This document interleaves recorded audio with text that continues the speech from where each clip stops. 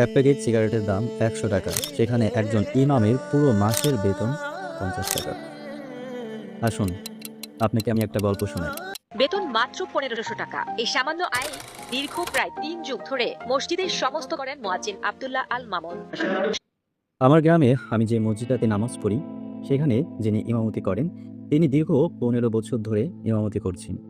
তার পিছনে আমরা দৈনিক ৫ ওয়াক্ত নামাজ পড়ি, বাচ্চারা কোরআন শিখে, তারাবি পড়ি, ঈদুল আজহা, ঈদুল ফিতরের নামাজ পড়ি। বিনয়ী আচরণ, সুমধুর কণ্ঠস্বর, আল্লাহর প্রতি অগাধ বিশ্বাস রাখা লোকটির সংসার চলে টানাপোড়েন আর আর্থিক সংকটে। মসজিদের আশপাশে সাধারণত ৪০ থেকে ৫০টা ঘরের সদস্যরাই এই মসজিদের মুসল্লি। প্রতি ঘর থেকে যে টাকা নির্ধারণ করা হয়, সেটাই একজন ইমামের মাসিক বেতন। প্রতি ঘর থেকে যে টাকা নির্ধারণ করা হয়, এর পরিমাণটা কত জানেন? ৫০ থেকে ১০০ টাকা।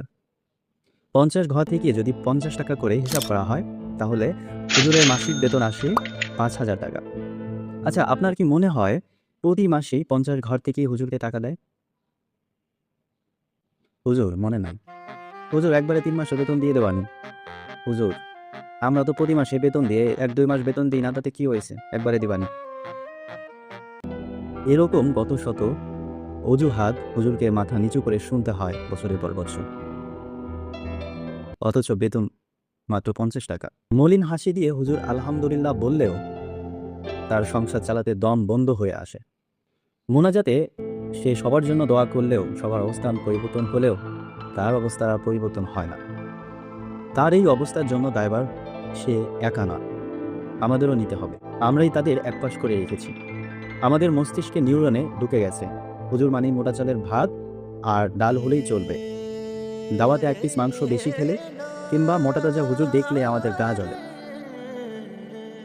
কতটা সংকীর্ণ মানসিকতা আমাদের সমাজে ছড়িয়ে গেছে।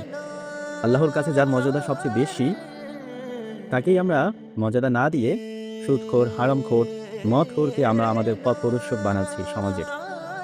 যার ফলে হচ্ছে কি, বিশিষ্ট সমাজসেবকেরা তাদের ব্যবসা রমরমা করছে, আর অভাবে উপোস হয়ে ক্ষুধায় মরছে ইমাম কিংবা আলোর পথে দিশারি জোনাকেরা।